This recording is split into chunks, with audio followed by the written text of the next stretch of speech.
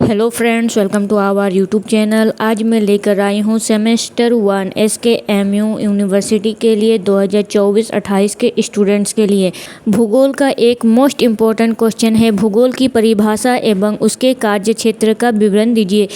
ये question previous year में पूछा गया क्वेश्चन है। तो आप चैनल पर नए हैं तो चैनल को सब्सक्राइब कर लीजिए, क्योंकि आपके एग्ज़ाम का डेट आ चुका है और इस चैनल के माध्यम से आपको लगातार वीडियो दिए जाएंगे। तो PDF लेने के लिए आपको टेलीग्राम चैनल को ज्वाइन करना होगा। तो चलिए शुरू करते हैं हम अपने इस वीडियो को। क्वेश्चन क्या है? भूगोल की परिभाषा एवं उसके कार्य क्षेत्र का विवरण दीजिए।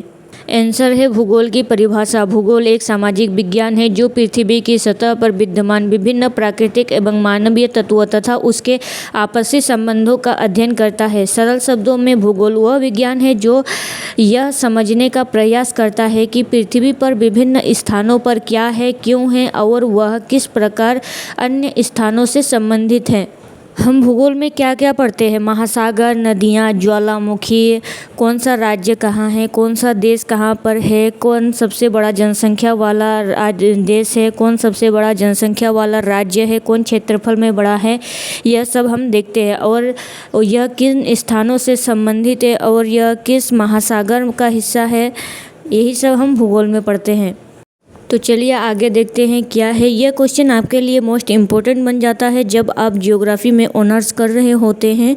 तो जियोग्राफी क्या है, यह आपके लिए मोस्ट इम्पोर्टेंट क्वेश्चन रहता है, चाहे आप फर्स्ट ईयर में, सेकेंड ईयर में या लास्ट ईयर में हो। ये क्वेश्चन आपके लिए इम्पोर्टेंट ही रहता है।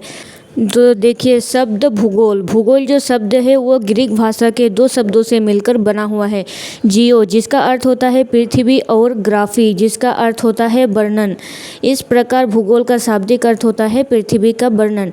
प्रारंभ में भूगोल केवल पृथ्वी की बनावट, स्थल रूपों, नदियों, पहाड़ों आदि का वर्णन करता था, लेकिन आधुनिक भूगोल में मानव, पर्यावरण, संसाधन, जनसंख्या, नगर और अर्थव्यवस्था जैसे विषय भी सम्मिलित हो गए हैं। सेमेस्टर 2 का जो कुछ दिन पहले ही प्रैक्टिकल हुआ, तो मेरी एक स्टूडेंट थी, उसने कहा कि मैम मेरे कॉलेज में जियोग्राफी का प्रोफेसर नहीं है, इसीलिए बाहर से 2 टीचर आए थे जिन्होंने प्रैक्टिकल का एग्ज़ाम लिया जियोग्राफी का। तो उन्होंने सभी से क्वेश्चन किया, लेकिन कोई भी क्वेश्चन का आंसर नहीं दे पाए। जब मेरी बारी आई, मैं गई तो उन्होंने यही क्वेश्चन पूछा कि सबसे आसान क्वेश्चन तुमसे पूछता हूँ कि बताओ जियोग्राफी क्या है। तो यही क्वेश्चन उसने कहा कि एक ही क्वेश्चन पूछा और वो था जियोग्राफी क्या है। इसीलिए आपको जियोग्राफी का परिभाषा याद रखना है।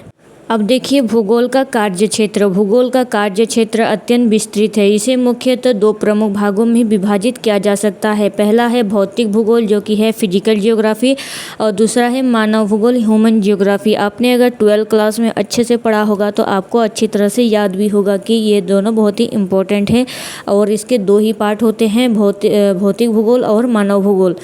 पहला है भौतिक भूगोल, फिजिकल जियोग्राफी। भौतिक भूगोल पृथ्वी की भौगोलिक विशेषताओं का अध्ययन करता है। इसके अंतर्गत निम्नलिखित प्रमुख शाखाएं आती है। पहला है स्थलाकृति विज्ञान। स्थलाकृति विज्ञान भौतिक भूगोल के अंतर्गत ही आता है। तो देखिए स्थलाकृति विज्ञान क्या है? जियोमॉर्फोलॉजी।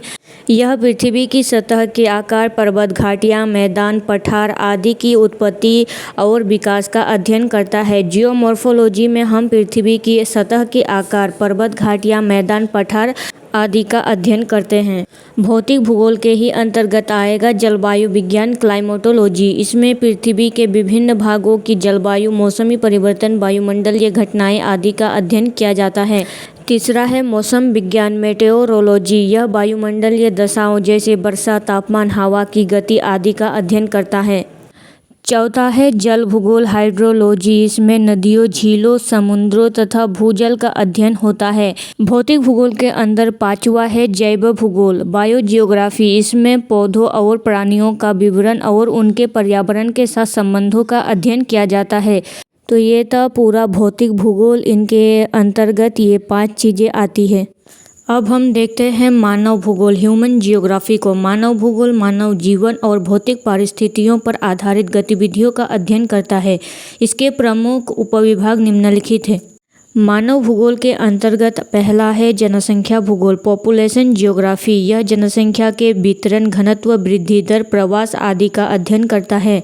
आप लोगों ने क्लास 12 में पढ़ा होगा मानव भूगोल, जिसमें हम जनसंख्या, वितरण, घनत्व, वृद्धि एवं प्रवास सभी को पढ़े थे। और दूसरा है आर्थिक भूगोल, इकोनॉमिक ज्योग्राफी। इसमें कृषि, उद्योग, व्यापार, परिवहन आदि मानव की आर्थिक गतिविधियों का अध्ययन किया जाता है। आर्थिक भूगोल में क्या किया जाता है, इसमें कृषि पर, उद्योग पर और व्यापार, परिवहन आदि पर विशेष ध्यान दिया जाता है। चौथा है राजनीतिक भूगोल, पॉलिटिकल ज्योग्राफी। इसमें देशों की सीमाएं, सत्ता का वितरण, राष्ट्रों के बीच संबंध आदि का विश्लेषण होता है। और चौथा है नगरीय भूगोल, अर्बन ज्योग्राफी। इसमें नगरों का विकास, योजना, जीवन शैली एवं सामाजिक ढांचे का अध्ययन किया जाता है।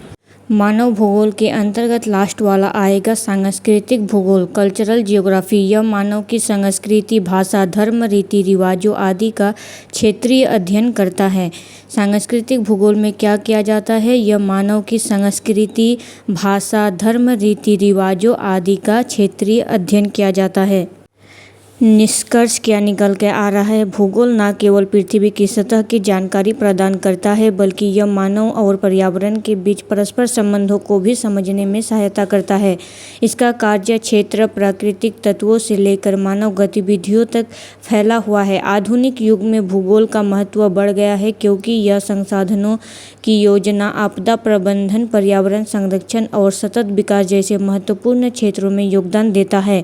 तो आपको यह वीडियो हेल्पफुल रहा हो तो हमारे चैनल को सब्सक्राइब करें और इस वीडियो को लाइक शेयर करें।